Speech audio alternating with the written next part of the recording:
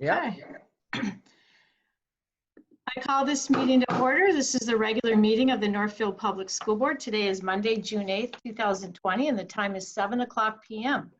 Due to the pandemic and the extension of Governor Walz's Executive Order 20-10 COVID-19 peacetime emergency, this meeting is being conducted via video conference in accordance with the Minnesota State Statute 13D.021.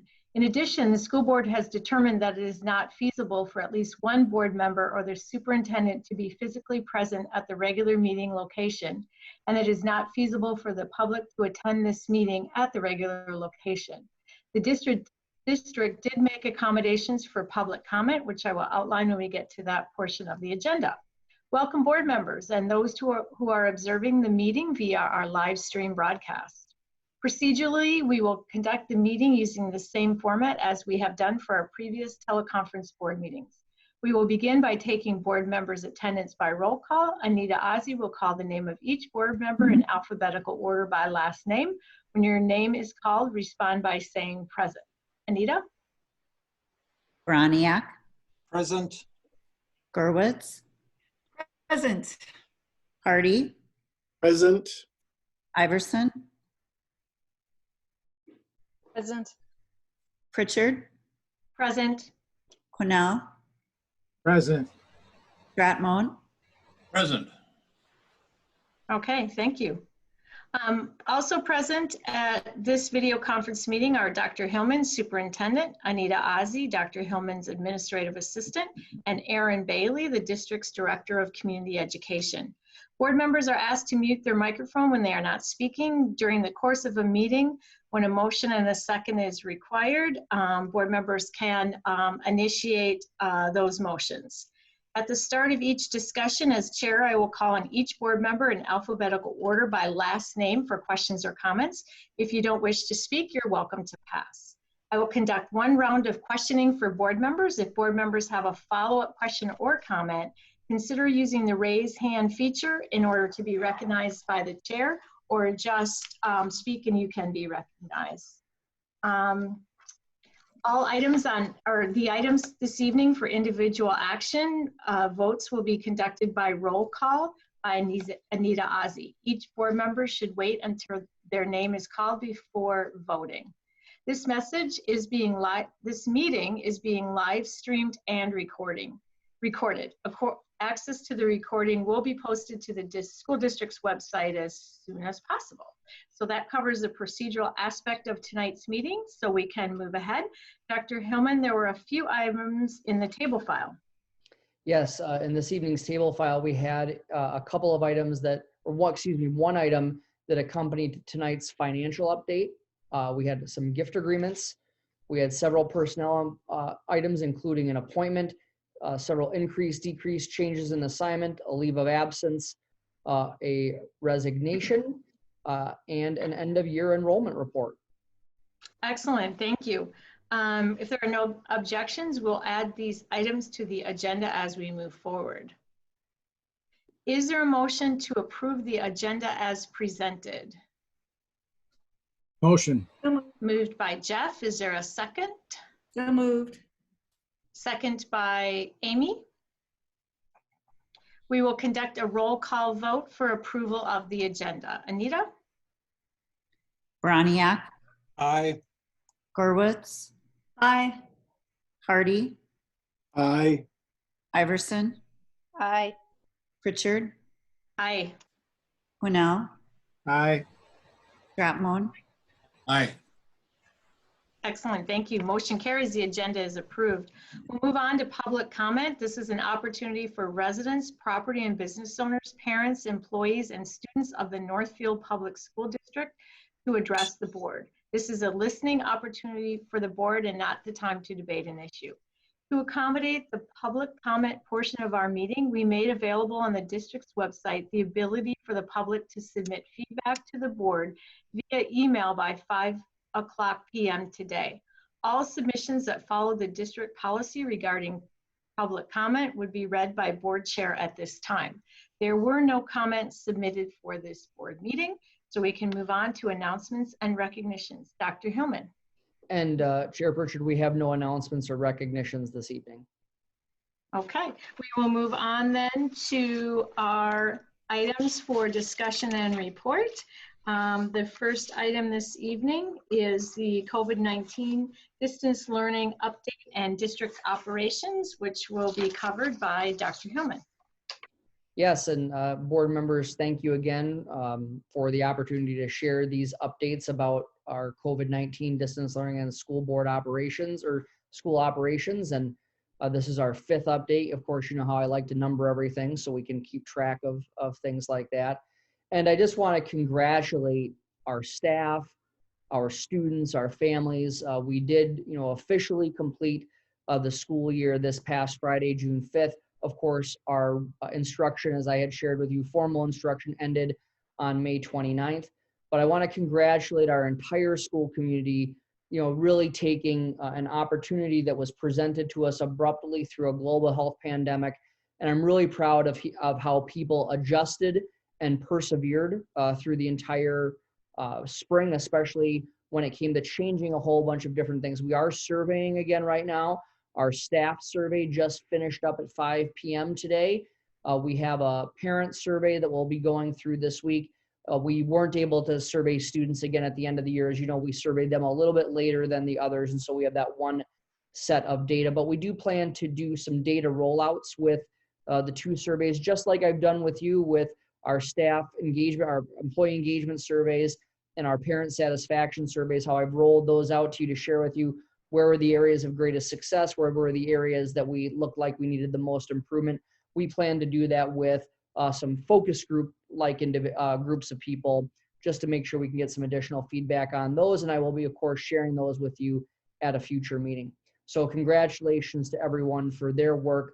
And we'll go through a few items here. I do want to share at the beginning of this update to talk a little bit about the situation that we've had in Minnesota and the tragic death of George Floyd. And we know that our nation is once again reeling from what I've written as the stain of systemic racism within our society. And I had shared a statement with families on May 29th. And then again, this past Friday, when I did an end of year update, I reiterated the statement about our deep disturbance with the killing of Mr. Floyd and the racism that exists in our society and all of the different parts that we really struggle with to address that. And so in no uncertain terms, the district's vision statement says that we seek to have a world-class learning environment, and we don't mean just the facilities. And so to be abundantly clear, this school district stands completely against racism and any practice that promotes systemic inequity. And there's one thing to talk about it, but there's another part about moving to action. And we want to be clear that we stand against racism, we stand against the systemic inequities it causes, and we stand with our Black community to support them in this difficult time. And so when we talk about moving from talk to action, I want to share a few things that we've done. You know that we formed a partnership with the Equity Alliance of Minnesota last year. They provided implicit bias training for all staff members last August. And of course, we had about 50 community members attend that same session in October. They also just today completed training our teaching staff members with the full day equivalent of cultural competency training. I say it was a full day equivalent because before COVID-19, we had planned 3 8-hour days worth of training. We had completed one of those back in January. And then when the COVID pandemic hit, we worked with Equity Alliance to become their first partner to complete this training virtually. And I want to tell you, it was amazing. I completed the training virtually over the past 2 weeks. It was broken into 2 3-hour segments. We had 6 different sessions. By my count, we will have had over 300 teachers from Northfield Public Schools, Prairie Creek, and Arcadia. We joined forces to allow some Prairie Creek and some Arcadia staff members to attend with us, being partners with them in the charter school world. And I wanted to share with you, we just hot off the presses here, I have some data. So there were 4 questions at the end. The first question, this training increased my understanding of cultural competency and the purpose of the training is defined by the rule. This is about the state rule. On a 5-point scale with, we had a 4.68 rating. The question, the content of this training supports the work I do as an educator, 4.77. The instructors were knowledgeable about the topic, 4.95. The instructors created a safe, inclusive, and engaging learning environment, 4.88. And I think that those are pretty impressive statistics, and listening to our teaching staff who were dug in and they engaged in this training in a way that I was very pleased with how our staff dug in and worked through the training. We've also continued numerous conversations within the school district shortly after Mr. Floyd's death.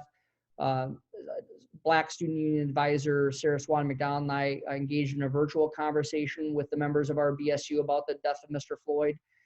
We also had discussions with our teachers and educational assistants last week. On June 3rd, we did a district-wide distance learning debriefing. And in one segment of the morning, we focused on these 3 questions.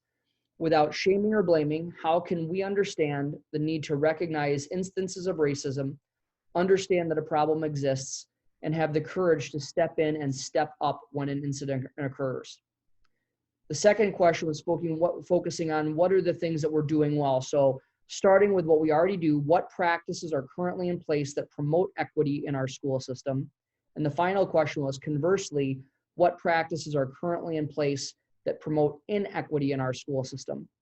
And we've already had some additional action come out of those sessions. Our 9th grade English team has asked to seek new materials with a greater amount of diversity than what they've had in the past among the authors of the novels that they present. We have authorized them to start working on that for the 2020-21 school year. And as you know, we have also prioritized recruiting and retaining professionals of color for our school district, something that's been a widespread thing across Minnesota. And I am happy to report that we will have 2 Black staff members joining us in the fall, one in the role of an assistant principal and one in the role of a guidance counselor. So our work, while it's we've made some progress, it's not enough. We are proud of the fact that we have been able to recruit and bring in people of color to join our administrative staff. So it was a very emotional week last week for lots of people, and we just we have to be unequivocal, especially with our Black colleagues, with our Black neighbors and our Black students. We stand shoulder to shoulder with you. We stand ready to do the work, and we will do more than just talk. We move to action, as I have shown you here already. And you know that this was one of the goals that I had as a superintendent this year, was to increase the feelings of support amongst our Black students. And these are some of the things that I've shared with you that were part of those strategies. So we couldn't not talk about the death of George Floyd, and especially the fact that our cultural competency training, because of COVID, had to move into a virtual environment, and it went very well. I was very impressed with the Equity Alliance. We're already in discussions about how we can take that training to our non-teaching staff moving forward. I also want to take a moment just to talk about commencement, and that, our Northfield High School commencement took place on Sunday, May 31st. As you know, we had a virtual ceremony and curbside diploma pickup that did adhere to the Minnesota Department of Health and Education guidelines. If you have not had a chance to watch the virtual ceremony, please do. I want to thank a board member and Northfield Poet Laureate Dr. Rob Hardy for sharing his wonderful poem amidst footage that choir director Kyle Eastman had a drone. We were able to get some cool footage coming from downtown Northfield into Memorial Field. Really a wonderful way to start off. Want to just acknowledge our student speakers, John Olson, Grace Muth, and Alex Moorfield. Again, just excellent words, did very, very well. So we thank our high school students for their work, and for all of the high school staff, given the very difficult circumstances that I think we pulled off a very classy commencement. And not to be outdone, the Area Learning Center held a similar commencement on Friday. And while they had a few technical difficulties getting their video started, they had done the curbside diploma pickup beforehand. And I understand that was quite a celebratory experience that may have even included air horns, is my understanding, something we wouldn't normally allow at graduation, but we were a little different this time. And if you haven't had a chance, I forwarded the ALC link to board members, and we all know the ALC graduation is one of our favorite events of the year because it is such a personalized event. And the ALC did not let us down. You know, they made that virtual event to be something similar, and even with a little bit more creativity than normal, since some people with video production skills were able to do some special announcements for the students.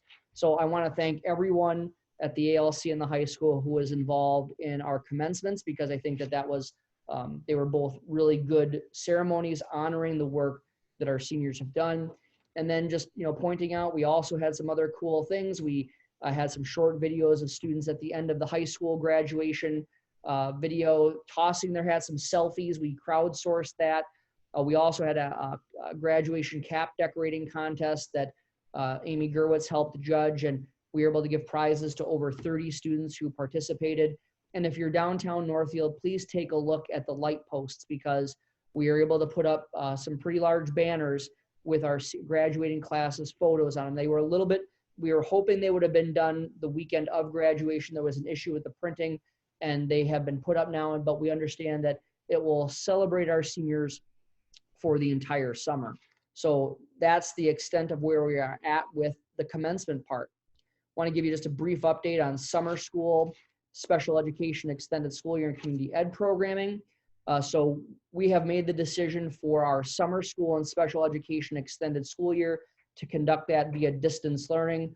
Cheryl Hall and Daryl Keller did a really robust look to see, would we be able to make some kind of hybrid event, hybrid summer school, something we could do in Northfield. And just given the restrictions and given the timing and the lack of facilities that we have this summer, because of the fact that we have 2 buildings that are under construction, 3 buildings that are under construction, we just did not feel that we could routinely adhere to the social distancing guidelines that were part of the summer school guidance. So those will all be conducted via distance learning. And in fact, summer school begins tomorrow.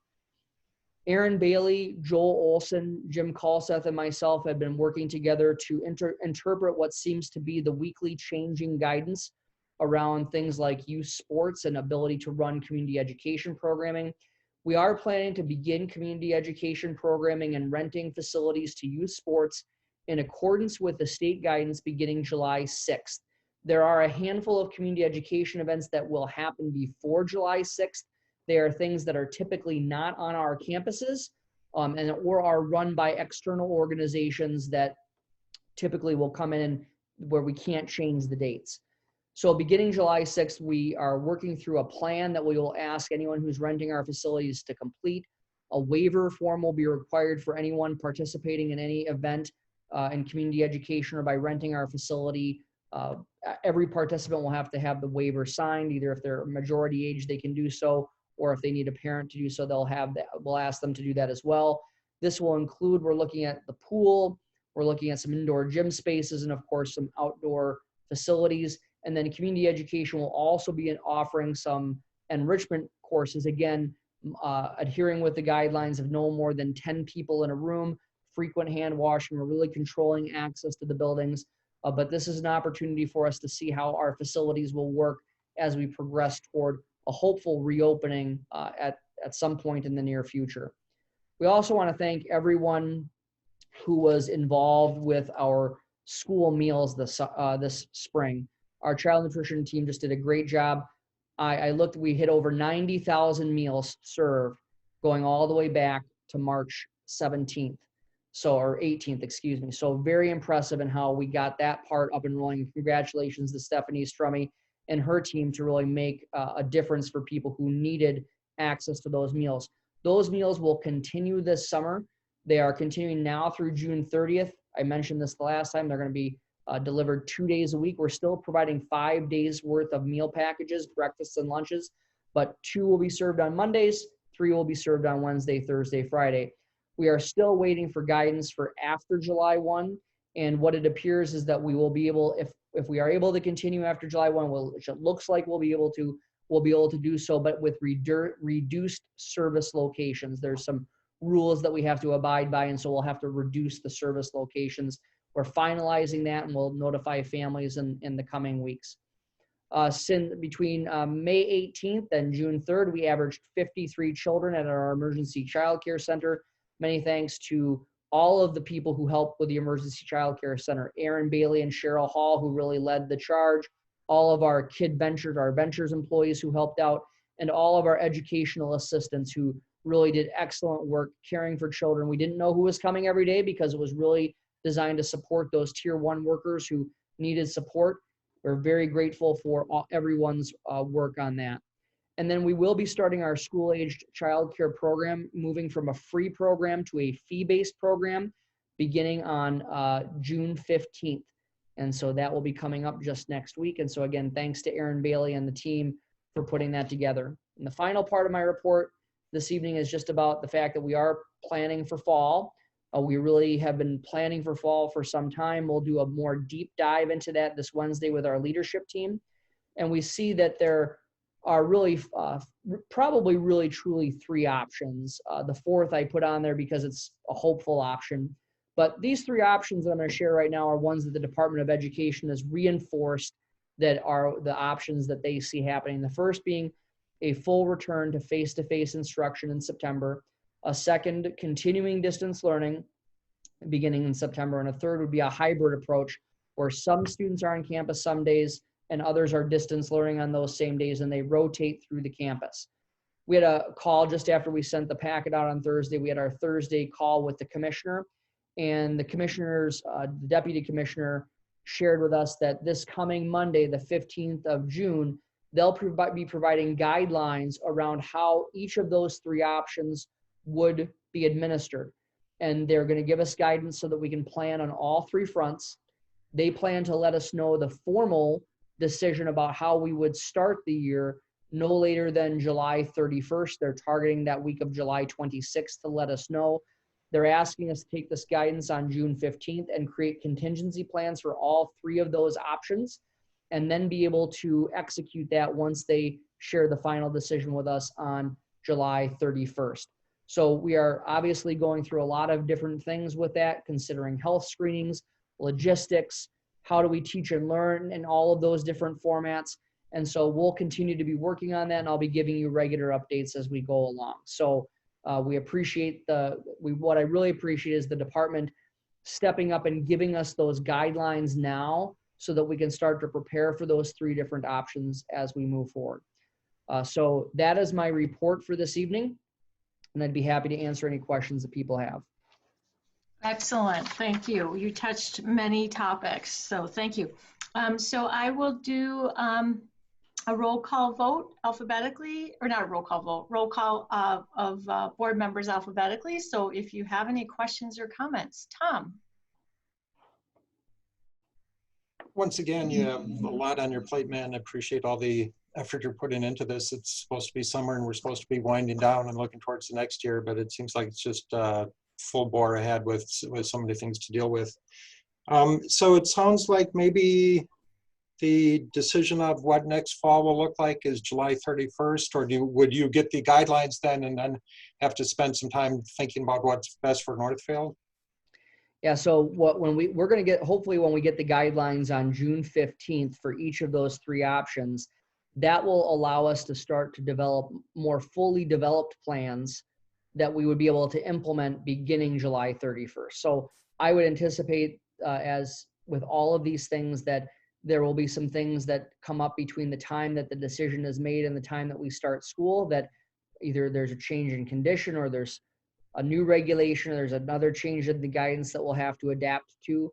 Our hope is that we have fully enough developed plans that once we get the decision on July 31st, we can execute that with full steam ahead, if you will. All right, thank you.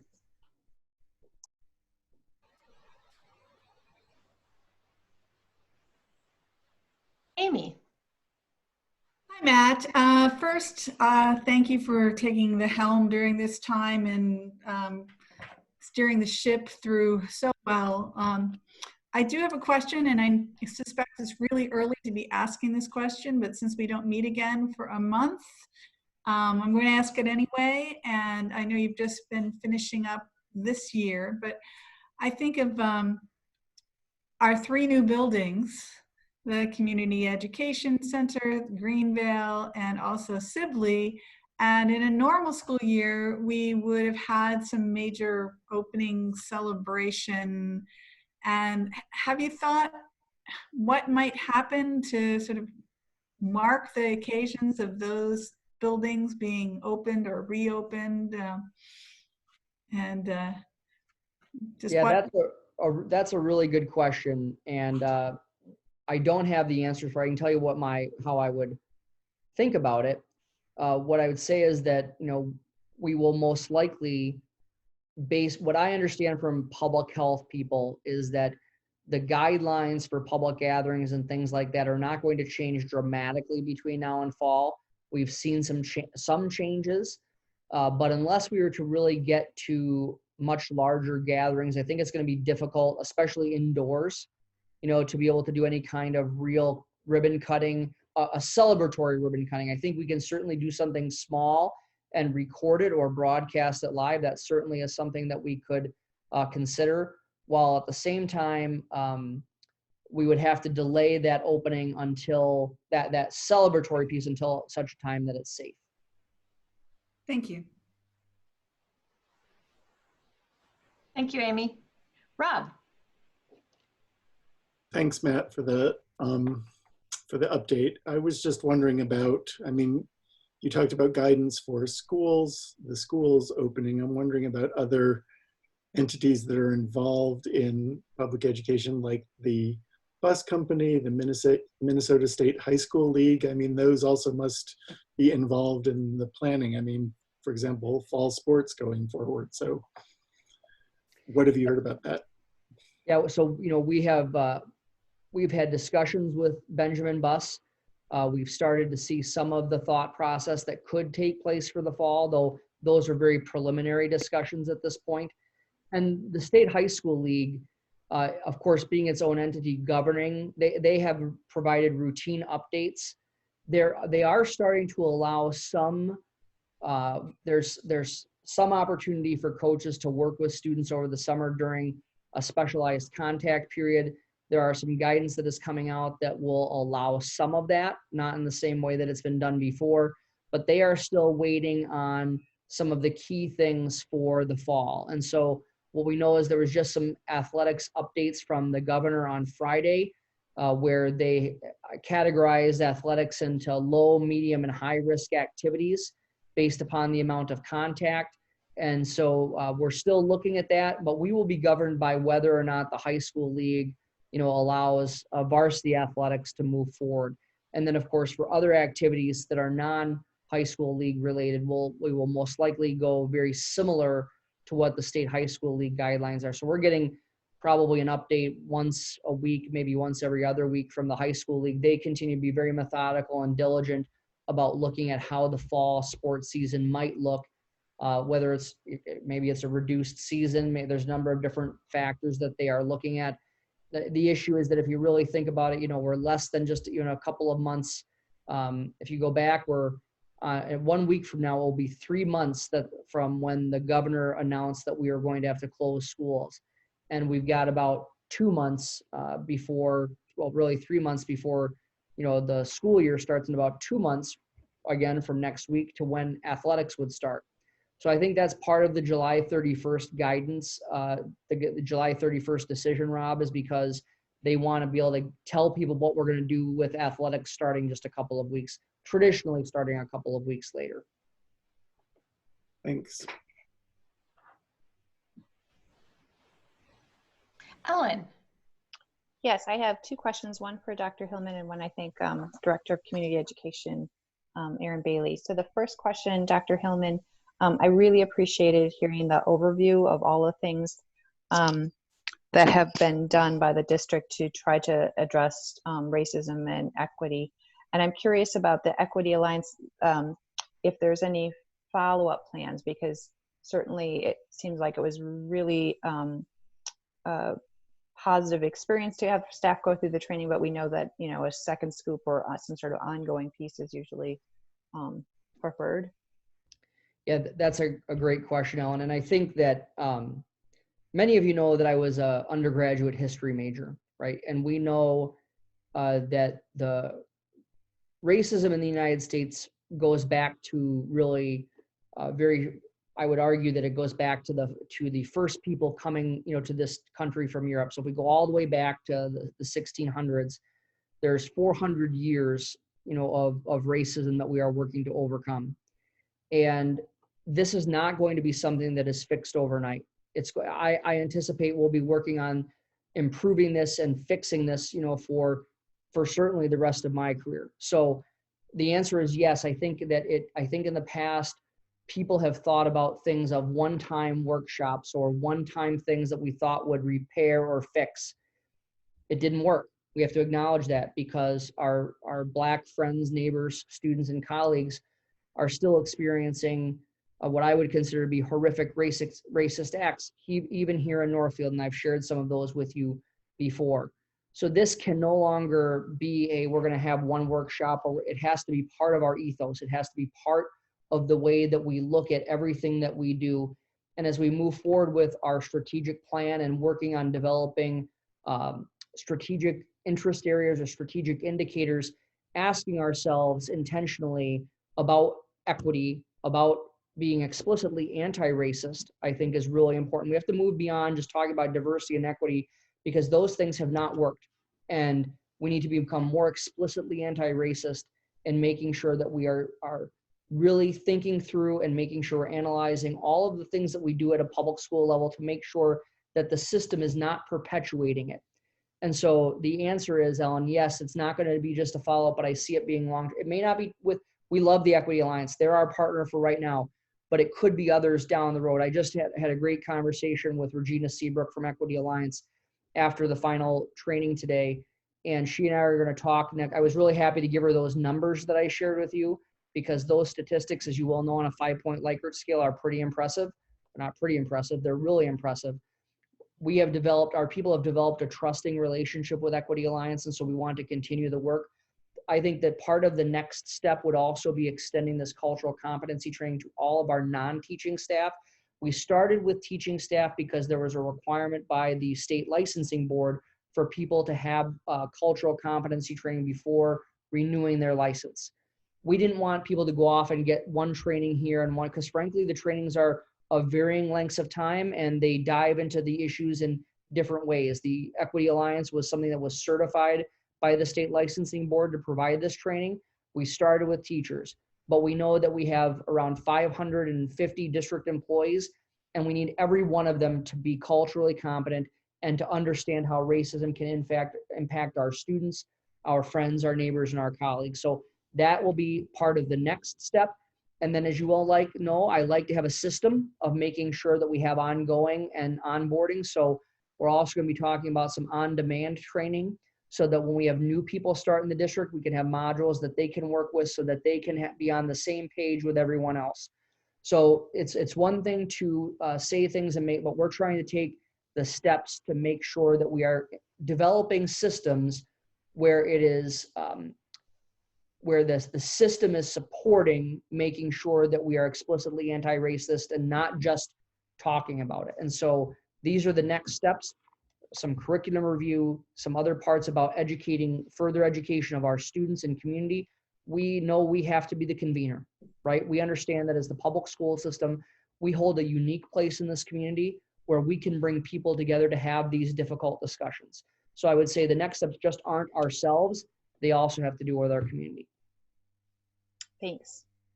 And then I had a question on community education. I was wondering for the July possibility. So what, do we have anything that the community should be sort of watching for? Is it, I know parents are eager to have youth activities. I just don't, that, as Amy said, we're not going to be meeting again until after this is getting going. So it just. So we actually took our brochure, our online brochure, down last week to do all of the updates to it. So just today we reopened our online brochure. Obviously the print brochure is not as accurate as we would hope anymore, just because of all these changes. We did push out the print brochure through lunches last week, just to remind people of the program we had, but then put how to find us online starting on June 8th, just so they would know to go online and look for the changes. So we re-released kind of that information online today so you can go on our brochure and register. Obviously our office is not open to the public. We do have somebody there most days answering the phone, so people can register online, they can register over the phone. And then also on the website, we just have we spell out the safety precautions we are taking in each case for every class. So just, you know, we will know group size that will be larger than 10, and that includes both the staff and the participants, how we will sanitize in between classes, the rooms we will be using, the spacing out between that, how we will have people enter the building, the hand washing that must take place upon entering, that we won't be sharing equipment. So there is all of that outlined on the website too for people. Does that help, Ellen? Yeah, that's great. Thank you. Jeff, questions or comments? Yeah, thanks, Matt. I had the same question that Rob asked you before about sports and activities. And I'm just wondering, you know, you pretty much covered that. So unless there's any other comments. No, I think everyone, that's, you know, of course, we love our sports in Minnesota, not just our sports, but we love all of the other activities that go along with high school. And we're just going to have to continue to follow the public health guidance and the leadership of the State High School League. So I know there's a lot of people chomping to get back on the field and on the court and in the pool. And we do have some phased reopening kinds of things, as Aaron has shared, beginning July 6th. But we'll still wait to hear from the high school league for what the fall entails. Very good. Thanks, Jeff. No questions or comments? I think it's just astounding the number of meals that have been served. Just amazing. That number needs to get into the community so the community understands as well as we do that that's a real positive thing. And Dr. Hillman, all the things you're dealing with, you and your staff are dealing with, I expect education or Superintendent Education 101 didn't cover most of those. A global health pandemic was not necessarily part of the coursework, but you know, what we have is we have a great team of people who prioritize putting children and families first above themselves, and we're committed to continuous improvement.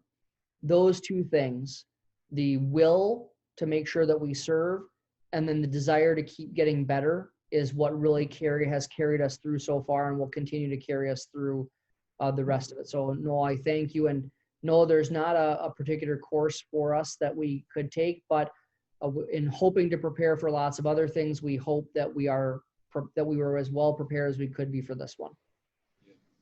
Well, I think from what I see, the attitudes of the leadership in the past years have sort of put us in a good position to be able to deal with some of the unknowns that are coming in. And that's a credit to the leadership of the district. I thank you for that. Well, we really try to get people to adopt the what's next philosophy, right? And if you adopt the what's next philosophy, whatever comes next, we deal with and we keep moving forward. So we have a great team of people who are willing to do what it takes to do good things for kids. So, and I would argue, I know I want to come back to your point just quickly about the meals. I've said this publicly a few times. I really think in the last few months, public schools have been the most effective form of government. If you think about how within 8 days we shifted our entire delivery model, we changed the way that we fed people, we provided emergency childcare. You know, we are often criticized for being slow to change. And I think that this was just one clear, very public demonstration that that is not true. That, you know, given a sense of urgency and a need, we can change fairly quickly and we can do it well. So I appreciate the work, not only of our child nutrition people, but also the really great work of our child care team and our teachers in distance learning. Thank you. Thank you, board members, for your great questions and comments. I had a couple of comments. I first wanted to really commend Dr. Hillman for the work that he has done with the Black Student Union. You have met with them on numerous occasions over the course of the school year, and for you to, you've really developed a trust with them. And the meeting you had with yourself and advisor Sarah Swan McDonald, you know, I know that they felt they were in a very safe space to talk about the issues, and really for the district to have taken a number of steps prior to the recent incidents, so that this isn't just a knee-jerk reaction. This was something, as you had said, part of the commitment to a world-class learning environment, but appreciate and really want to acknowledge the work that you've done with our Black Student Union and those students in particular. Secondly, wanted to talk about commencement, and it was really an honor for me to be a part of that ceremony. And the student speakers, as always, were just amazing. And if board members haven't had a chance to watch the ALC graduation, that, as Dr. Hillman alluded, did not disappoint. The student speakers were absolutely amazing in terms of what they talked about, and really all the students in general talking about perseverance and overcoming obstacles, and not really, talking in a way about negative things, but the positive things that came from this. And I just think we have to be incredibly proud of those students. And going back to the ALC, the theme from the three students was always around the family that they felt they had and how supported they were, and really the message of gratitude and how heartwarming it was for them to really express gratitude on a number of levels for their classmates, for their teachers, and really for the learning environment that they experienced at the ALC. And so it was really powerful. And again, the production that it took to pull all of this together. And really, I think for board members, all of us, seeing the way that the community has embraced the class of 2020 and how we have seen our community once again step up. I had a question about the childcare for the summer, and I know, Erin, we rightfully prioritize tier 1 through 3 emergency workers. I was wondering where we are at with enrollment, if we are able to serve the number of families that have requested, or have we needed to develop a waiting list, or where are we at with numbers? Sure. So we are, we've been able to, at this point, serve everyone who's asked to come in. So on Mondays and Fridays at the Bridgewater site, we're serving about 45 kids each day. Tuesday, Wednesday, and Thursday, we're at this point serving about 63 kids each day. And if we have more requests now, I mean, we are trying to keep this obviously as cost effective too as we go forward. This is certainly a more costly model because it has a different staff to student ratio. So we will hope to continue to serve. The deadline to registration has passed. We will, if we can continue to take people in a cost-effective manner, we will continue to do that. While balancing, the limiting of mixing of students too, if that makes sense. So we keep all those factors in mind at this point as we would continue to add people. Well, thank you for all your work, because it took a lot of time and effort and energy and really a creative and innovative thinking around how are we actually going to do that. And I know that childcare is really important to a lot of families. So thank you for stepping up, and really want to thank the building nurses too, who committed to working through the summer. I think that's really amazing to say that we have nurses on site at the childcare. It's just really, really good. So, and so thank you. And we'll look forward to those guidelines coming out from MDE in terms of, that should be very interesting. So Julie, I want to make one other quick comment, and then Sure. Tom had raised his hand to use the raise hand feature. So Excellent. I want to acknowledge him, but just going back, it has been an honor to, and of course with COVID and this, I had not met as much with the Black Student Union this year as I had last year, but I've met with their co-chairs through our partnership in the Northfield Promise Equity Committee. And it's really my honor, for them to let me to that space, because that space is theirs, to really, have a safe space to discuss issues of race and other things that are going on with the school. For them, it's been an honor for them to invite me to participate in that group from time to time. And I'm really inspired by them. They are incredibly wise and patient and frustrated and angry with the current situation, and completely understandable. So I just want to raise them up, because it's really the reverse. It's really my honor to have a chance to be with them and to help, work through issues and make the school a much better place for everyone, but specifically, for students who have have had to encounter racism, unfortunately, even here in Northfield, where we don't think that those things happen. So I appreciate the comments, but I just have to turn that back, that it really is their leadership that we should all be impressed and inspired by. Tom had his hand raised, so I want to acknowledge him. Tom. Sorry for my background going black. The motion sensors turn the lights off on me. So does Equity Alliance or another group have programs aimed at students? Yes, so Equity Alliance actually has a very robust student programming. We have not become a member of the Equity Alliance. So the Equity Alliance, its history goes back to, it used to be called the East Metro Integration District. There were a couple of different integration districts in the Twin Cities.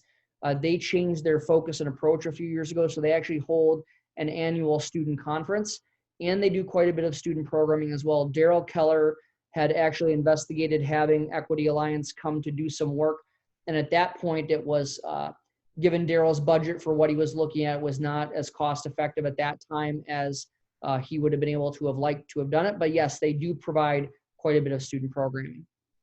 Or it doesn't necessarily have to be them, but are there any programs aimed at all the students? Yes. Okay. All right, good, thanks. And we'll be working with Equity Alliance, to see what are those next steps for us as well, Tom. Great question, Tom. Thank you. Okay, we will move on to what is also becoming a standard update, which is the financial update. Also, Dr. Hillman will provide that. And just as a reminder, there was additional information in the table file around 2 of the funds in which we will be receiving some revenue. Yeah, so just wanted to share tonight, we're going to focus on the potential relief funding that we're getting from the CARES Act and the GEAR funding. And so in the handout that if you take a look at, it's in alphabetical order.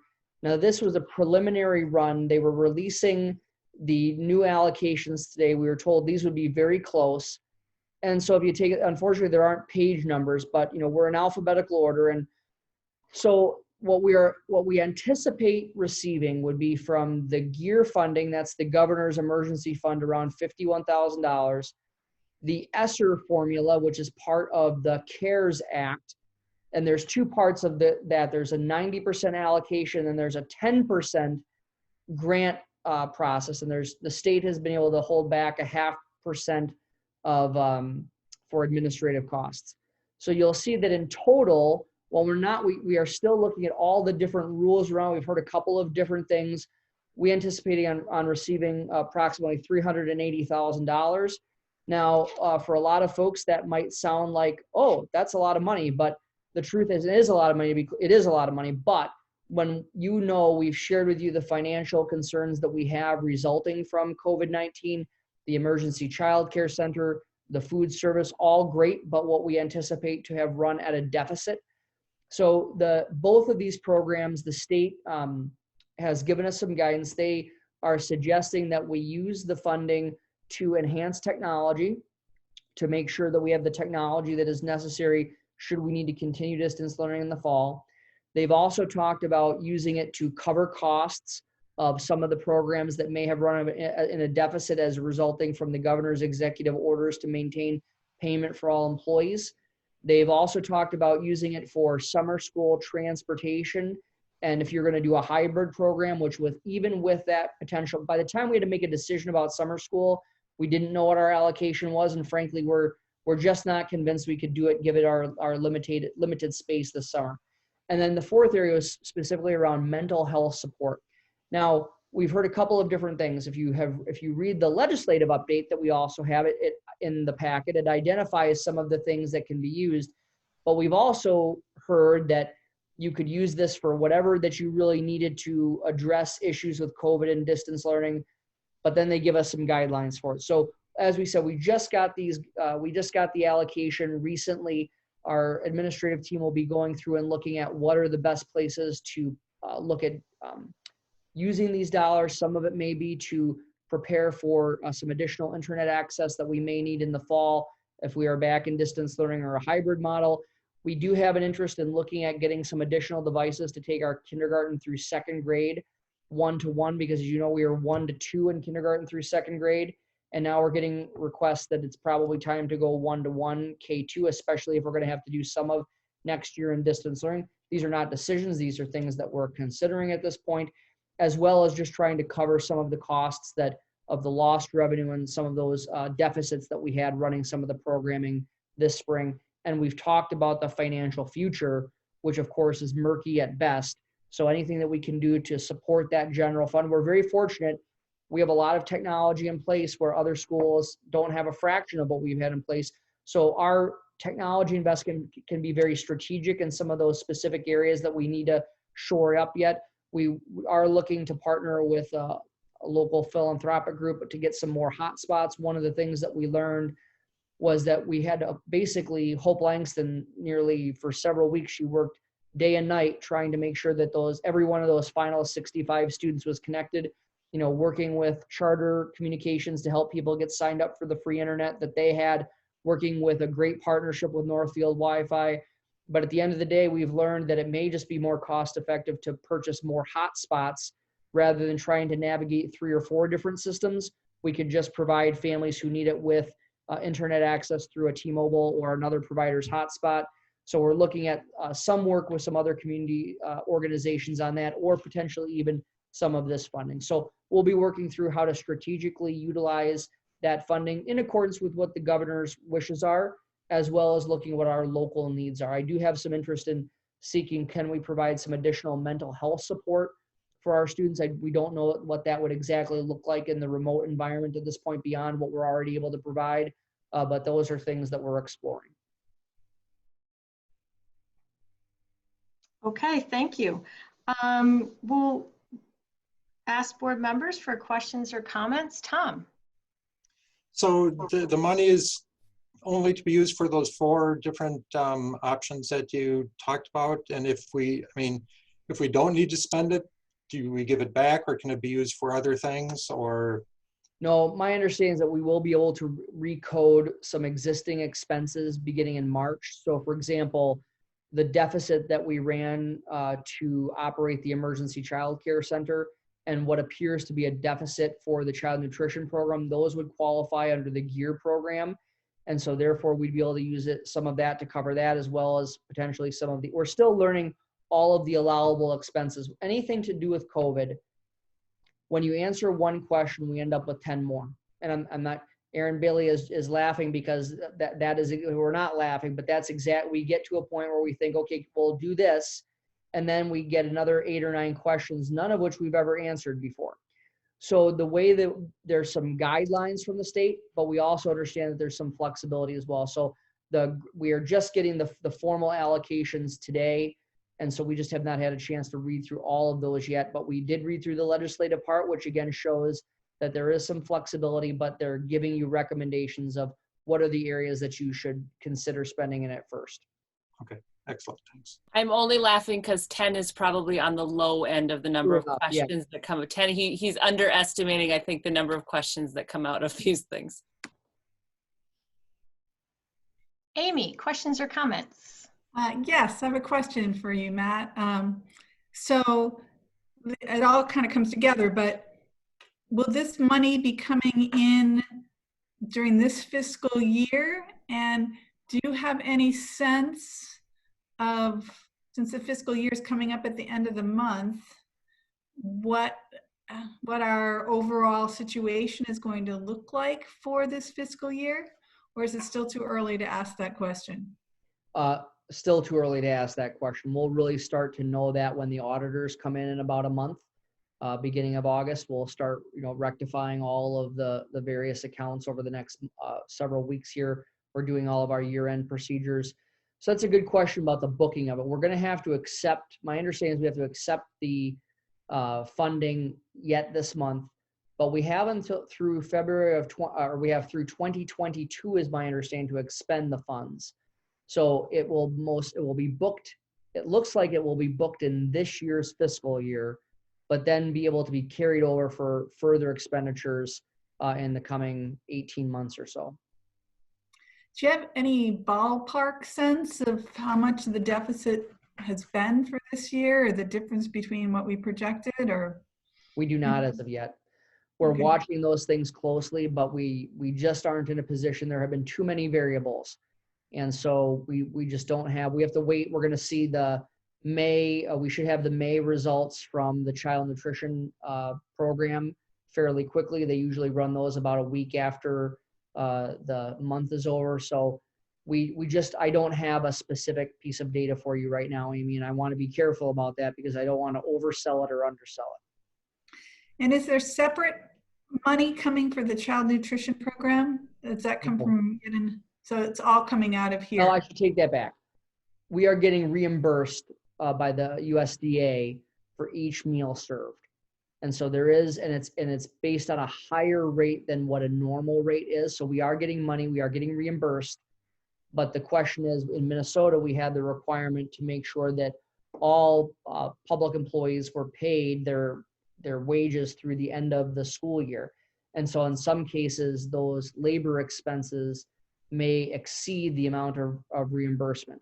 And so we've been very closely watching that. We anticipated we were able to make it through April okay, but when we were looking at May as those costs, continue to pile up, we were concerned that we'd be running at a deficit. So we're still waiting. We saw continued increase in participation through May. And so but we've also seen a decline now in the last about 10 days. So we are still waiting to see what all of those figures will be. And I just don't want to mislead the board one way or the other. Thank you. Rob. This isn't really a question. It's just that I'm struck by the fact that it falls to this public schools who are chronically underfunded to provide essential services like childcare and essential infrastructure like internet access, when those are things that seem like they should be provided by the government or the society at large, that you shouldn't rely on the underfunded public schools to solve all these problems. So I am impressed at what you have been able to do to meet this crisis with the resources that you are generally given or not given in most cases. Thank you, Robin. I think it's really the board's diligent financial management over the years. It's very handy to have our fund balance right now, right? I mean, so this is exactly the reason you have a fund balance for this kind of scenario. And so we are blessed compared to many other districts where this is an issue for us, but we do have the funds to navigate it because we are in overall, when you really look at it, a good financial position. While we have some challenges coming up, we entered this being in a fairly decent financial position where we could respond and not have to worry about borrowing or things like that. So I really appreciate the board's leadership and guidance over the last 15 years on making sure that we prioritized fund balance. Ellen, question or comments? No questions or comments. Jeff? No questions or comments. Noel? Dr. Hillman, when the money comes in and you said we book it, where does that reside? Is there a line item or does it go directly to the fund balance or where? That's a good question. I don't have an answer to that quite yet because I've not seen, I am fairly certain we will have to track it separately. So there will be some kind of new code that we'll be dealing with. I doubt that they would blend it all, allow us to blend it in with all of the other accounts. I don't believe so either, no. No other questions. Thank you, Noel. So thank you for the financial update and keeping us apprised. We know it's a moving target, and but we appreciate the update and understanding where we are at. The other piece that does get some play is allowing us to transfer money out of certain funds to the general fund, but that's, sort of an easy, or not an easy thing, but it seems like a workable solution, but those funds typically don't have a lot of excess there. So while it it appears that it's, oh, well, we have this newfound source of revenue. It's really not the case. And I think that's to Rob's point about schools being chronically underfunded, and somehow we have these piles of money sitting in these funds that can be released and suddenly be the silver bullet. So, so thank you for the continual updates and for really giving the true sense of where we are at with a number of these costs. Thank you. Okay, so we'll move on. It's Dr. Hillman presentation night because the next being the semi-annual fundraising report that was in the packet, and Dr. Hillman will do a brief overview of that required report. Yes, and this report is from the able hands of Director of Finance Val Murderstorff. She prepared this for us while on maternity leave. So you'll see that the report simply identifies the activities, the type of fundraiser, the purpose, and how much money was raised. And so the report itself is fairly straightforward and self-explanatory. So I'll leave it at that and offer if board members have any questions that I can try to answer, I'll be happy to do so. Okay, thank you. Tom, question or comment? No questions or comments. Amy? No questions or comments. Rob? No questions or comments. Helen? I had a question. So I think I understand that with the new policy, the students, if they fundraised, they had to use whatever was fundraised for had to be used by those students. Wasn't there something like that during the, that they couldn't be carrying funds over? I believe you are correct, Ellen. So I was curious if we ran into any issues because of COVID. I saw, for example, that there's baseball on here and that they had raised funds for their team gear. Yeah. I'm imagining that there's got to be exceptions now, or I don't know if anyway, if there are other situations like that. Well, and even though the baseball season did not run, we did have about a week's worth of practice, right? So they did start, they started that week before, I believe, we shut down. And so while doing the fundraiser, they may very well have expended those funds, even though they didn't have a season. Jeff, any questions or comments? Yeah, I'm just wondering on fundraising, Matt, you've been around for a while. What are your thoughts on that? Obviously, I can look at the page and see what raised the most money, but what do you find that kind of works best and that engage kids and wanting to get out and raise some money? So, I really think that the fundraising for various, especially athletics, are about things that are above and beyond what the district would provide. I think it's the district's responsibility to provide the infrastructure and all of those kinds of things. But sometimes, students may want to go a little bit further. They may want to have something more than what the district can offer in terms of specialized gear or clothing that we normally wouldn't purchase through uniform. So I think those things are appropriate. You'll notice that, our band does a major fundraiser each year with that coupon book and their waffle dinner. And really those are designed to make sure that there are some additional ways that we can offset some of the travel costs when we do some of the trips that we do with each of our areas. And I know they fundraised for 3 years with that. Frankly, I would prefer that we don't ever have to have a fundraiser. I would prefer that we were fully funded so that we never had to ask students to go and fundraise. Though I think it's also there, if students understand there's a limit to what the school district can provide. And therefore, if they want something extra to go above and beyond for that, I think is a good lesson for them as well.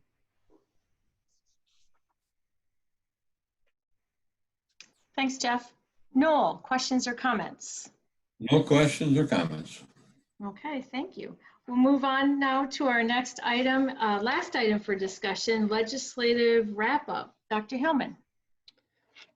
I can summarize it in 2 words, not much. And so I've provided for you the MSBA, which I think MSBA has done an excellent job with their work around legislation. And Terry Morrow, who's a new addition to that staff, really has just been an excellent addition. You'll see that there were very few things that ended up making it through on that first page. I'm not even going to take the time to go through it because most everything is really procedural. I'll give one example. There's a state requirement that for you to earn a year of probation as a teacher, moving toward your years toward your tenure or your continuing contract, they did reduce the number of days that it waived the requirement for them to complete 120 days. I think that's a good one to show. Those are the kinds of procedure and technical parts of the bill. There wasn't really anything beyond that I felt was sweeping. They did some good things like extending teacher licensure expiration by 6 months. And of course, as Julie had mentioned before, some ability to do some transfer amongst funds. You'll also see that I did include one of my favorite ways to look at the legislative session, which is the Schools for Equity and Education side-by-side comparison. On the left-hand side, under the red column, you'll see what was actually passed, and then you'll see the different parts that were from the Senate bill and from the House bill. So I'm going to leave it at that for right now. If people have questions, there was frankly, just very little in this legislative session, obviously.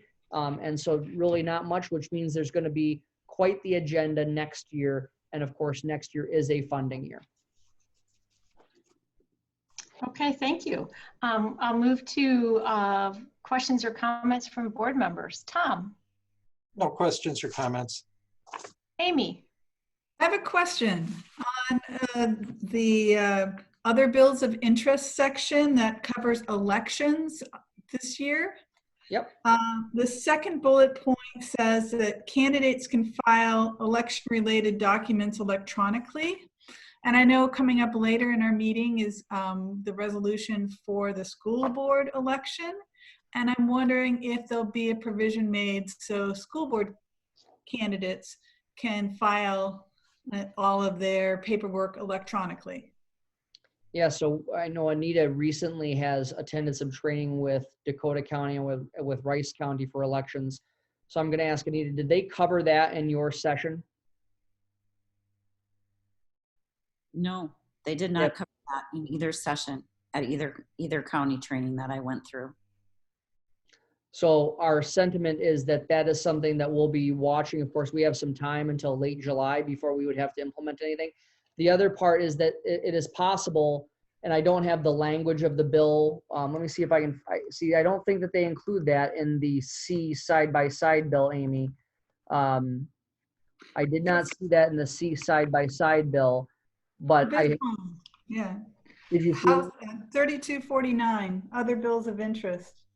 Right, I'm looking down further though in the Schools for Equity part, where they do comparisons of bills, and I'm not seeing that, and it's because it would have been in a different committee. This is the Education Committee.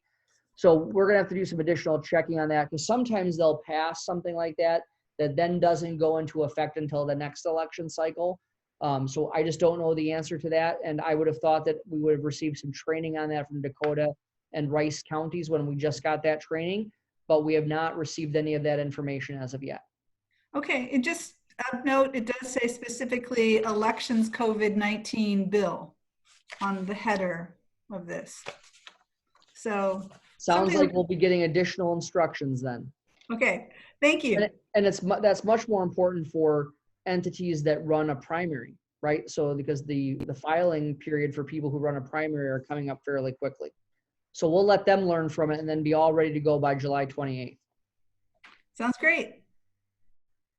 Rob. I have no questions at this time. Ellen. I just had one comment. I had to just have to comment on page 3 from the MSBA, and it just was stunning to me that they have this. The interesting thing to note from all of this is the overall perception that some, maybe many legislators believe that school districts have been fully funded through the COVID-19 pandemic and that districts have substantial fund balances available. I'm not sure that needs any more explanation. Yeah.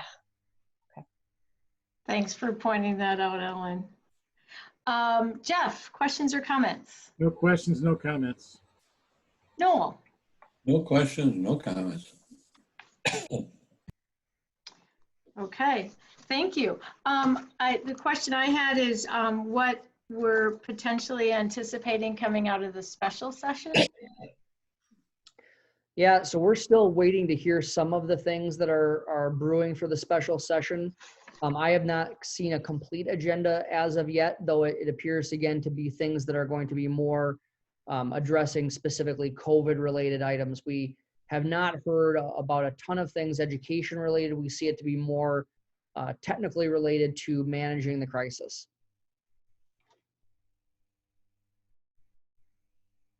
Okay, thank you. So that does take care of our items for discussion and reports. So we will move on to approval of the consent grouping. As a reminder, there were a number of personnel items in the table file to be added to the consent grouping. Is there anything anyone would like to pull from the consent grouping for separate consideration? Okay, is there a motion to approve the consent grouping? So moved. Moved by Amy. Is there a second? Second. Second by Ellen. So we have a motion and a second, and we will conduct a roll call vote. Anita? Braniak, Aye. Gerwitz, Aye. Hardy, Aye. Iverson, Aye. Pritchard, Aye. Quinnell, Aye. Stratmon, Aye.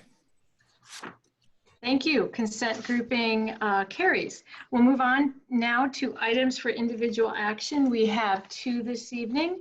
The first is the approval of handbooks for 2020-2021 that were reviewed at our May 26th board meeting. Is there a motion to approve the child nutrition appendix and the 2020-2021 handbooks for elementary schools, middle school, high school, ALC, parent co-curricular handbook, and the student citizenship handbook as presented? So moved. Moved by Ellen. Is there a second? Second. Second by Rob. We have a motion and a second. I will run through board members for questions or comments. Tom? Julie, can I just mention something really quick? Absolutely. Tom shared today, he had caught a typo in one of the handbooks. It was about being involved versus informed. And we want people to know that we'll make that change to make sure that it is included. It was a good catch by Tom. Thank you, Tom. So Tom, do you have any questions or comments? I do.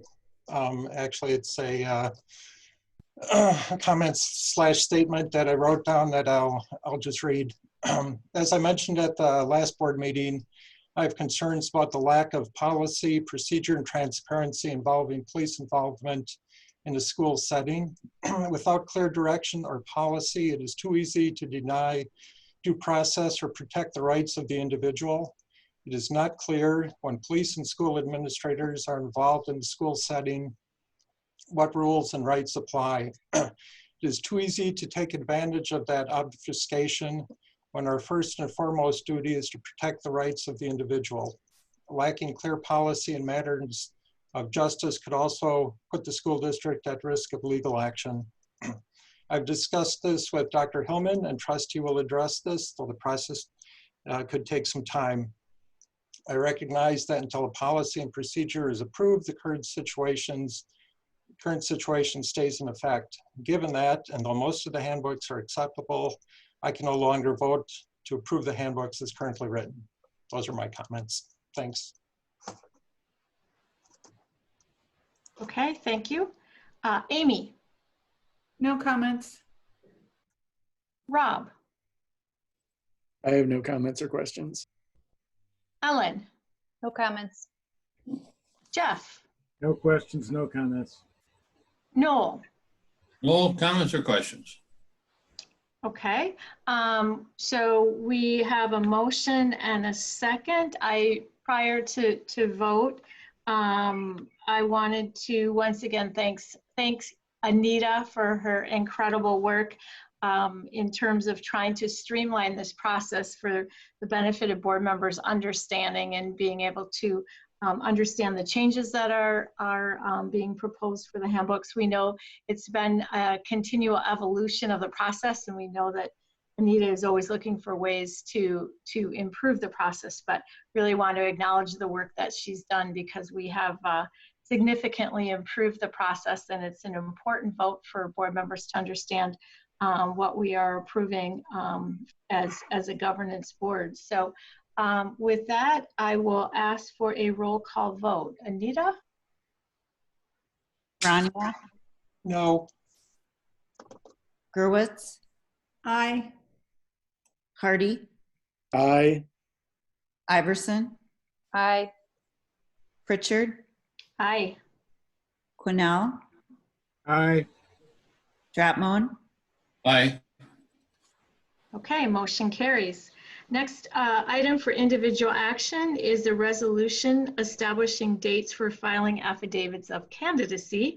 Again, this is a standard resolution that we approve for our school board elections. So is there a motion to approve the resolution establishing dates for filing affidavits of candidacy as presented? And for clarification, that is beginning July 28, 2020 and ending August 11, 2020. Is there a motion? So moved. Moved by Amy. Is there a second? Second by Tom. Second by Tom. Thank you. We have a motion and a second. I will ask board members for questions or comments. Tom? No questions or comments. Amy? Just the electronics option question that we already talked about. So nothing else. Thanks, Amy. Rob? No comments or questions. Ellen? No questions or comments. Jeff? No questions or comments. Noel? No questions or comments. Okay, thank you. We have no questions or comments. We have a motion and a second, and we will do a roll call vote. Anita? Broniak, Aye. Gerwitz, Aye. Hardy, Aye. Iverson, Aye. Pritchard, Aye. Quinnell, Aye. Dratmone, Aye. Excellent, motion carries. That takes care of items for individual action tonight. We'll move on to items for information, the end of the year enrollment report. And just as a reminder to board members, that was in the table file. Dr. Hillman.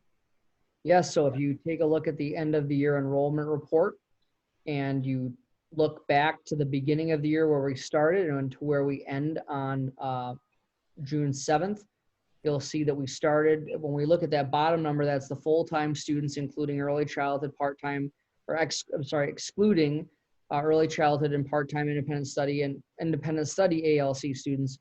We were within 2 students of where we started at the beginning of the school year, so roughly even. You'll see the grand total did increase. We saw some significant increase in some of the part-time students at the ALC. Those are included in those numbers. And you'll see that, Greenville Park up 7 students from the beginning of the year to the end of the year. Sibley, 1 student less. Bridgewater, 1 student more. The middle school remained, they were down a few students, 7 students total. I'm sorry, let's see. My screen is a few more students than that. It looks like 16 students total down. And then the high school, roughly, they were down 37 students. But of course, at the high school, many of those students would have gone to the ALC through the year as students find the appropriate secondary school for them. So I think that not bad news when you start the year about where you ended overall. Okay, thank you. I will ask board members for any questions or comments regarding the end of the year enrollment report. Tom? Nothing about the enrollment. I was to the Parade of Homes over the weekend on the south side of town, and there are like 40 new houses being built, of which 30 or more are sold, with more room to grow in that area alone. I don't think that includes the construction that is going to go on across from the middle school. So I see numbers continuing to increase as we go forward. We would like that, Tom. Yep. Yes, single family dwellings yielding school-aged children. As Reinhardt, what is their first name? Hazel Reinhardt has so indoctrinated in us the key. Amy. No questions or comments. Thank you, Amy. Rob, any questions or comments on the enrollment report? Nope, no questions or comments. Okay. Ellen. No questions or comments. Jeff. No questions or comments. Noel. No questions, no comments. Okay, thank you. Our next item for information is construction update number 28. Dr. Hillman. Yes, and as you'll see in the construction update, what I would share with you is that construction continues. I encourage, if you go by Sibley, you'll see that they have the parking lot basically sketched out, and we have the curb and gutter put in. The interior finishes are continuing at the new Greenvale Park building and at Sibley. And so I know several board members, we have tours set up for, I believe, next week, toward the end of next week. Of course, no more than 3 board members, together, but I'm excited to be able to take you through those settings to be able to see. I know Aaron has also been going and looking at in the windows at the Community Education Center, and we know that demolition portion is going, and they're starting to work on some of those renovations as well. But I think I want to encourage you, when you go to Sibley, it's the same thing that I said at Bridgewater. If you look at the addition off of what was the entryway to the Skylight Commons, so on the back parking lot of Sibley, I challenge you to determine where the old building finished and the new one begins. The way that they match the brick is just fantastic. And the difference in that cafeteria of what the cafeteria that we had before and the cafeteria that we will have now, stunning is the only word to use for it, in a very practical multi-use space where students won't be having to have the shifts of lunch that they had before. So that's, you've seen the greatest exterior changes at Sibley in the last couple of weeks. And so if you've not been by there, I strongly encourage you to drive by there. Don't drive into the parking lot quite yet, because the parking lot is still gravel. They've got the curb and gutter up. It would not be a pleasant experience for you to drive on that parking lot, but they have really come a long way. And just the way that addition blends into the rest of the building, it's amazing. And so very practical, but yet very functional and blending into what the existing facilities are. Excellent, thank you. So board members, questions or comments on construction projects? Tom? Nothing. Amy? Just to thank you for arranging the hard hat tours. I'm excited to have the opportunity to get a sneak peek into these buildings. Rob? I was just wondering, since all the construction has been going on all through the pandemic, about the health protocols, the testing that Knutson might have done, and whether they've stayed healthy. Yeah, so I have no reports from Knutson Knutson has not reported any issues of health to me. When we go through the buildings, you will see they've got a number of hand sanitizing stations. You're going to see people wearing masks. You're going to see the gloves. The thing that we have from Knutson is that they routinely do this work at the Mayo Clinic. So they have a number of health protocols that they were able to implement. So I have not been notified of any contractor or subcontractor who has had any COVID-related health issues to my knowledge. Thank you. Ellen? No questions or comments. Jeff? Yes, looking forward to the tour at 3 p.m. on Friday the 12th with Josh Cooper and Rob and I. So thank you. Noel? No comments, no questions. Okay, thank you. Yeah, it is really incredibly exciting to drive by the projects and just see they're so close. And I'm sure Knutson says so close yet so far, but from our view, it's just really, really so fun to just drive by. And I think as community members continue to find their way over to some of these new that maybe they hadn't driven by, I think they're really astounded. And I saw someone in the community whose son is at the middle school and had attended Greenvale and oh, no fair. I wish I could go back. So it's exciting for it to hear the community's reaction as they see, the progress. So thank you. Okay, we'll move on. That was items for information, so we can move on to future meetings. As we know, we only have one board meeting in June, so I know board members will enjoy a bit of a break before we reconvene on Monday, July 13th at 7 p.m. We will make a decision based on the governor's guidelines at that point. And we are cautiously optimistic that we may be able to reconvene as a board at the Northfield High School Media Center, but we certainly won't make that decision at this juncture, but we will keep board members posted. We do only have one board meeting in July, as I mentioned, on July 13th. Then we would have our 2 board meetings in August, Monday, August 10th and Monday, August 24th. All of those meetings are at 7 p.m. So again, I always thank board members. We have really, I think, done excellent work via Zoom in terms of continuing to move the district forward. And I appreciate board members' questions and comments and the ability for us to have the dialogue we need to continue again to do the work. So, of course, we look forward to a time when we can all be together. In the meantime, everyone take care and stay well. With that, I ask for a motion to adjourn. I'd move. Moved by Noel. Is there a second? Second. Second by Jeff.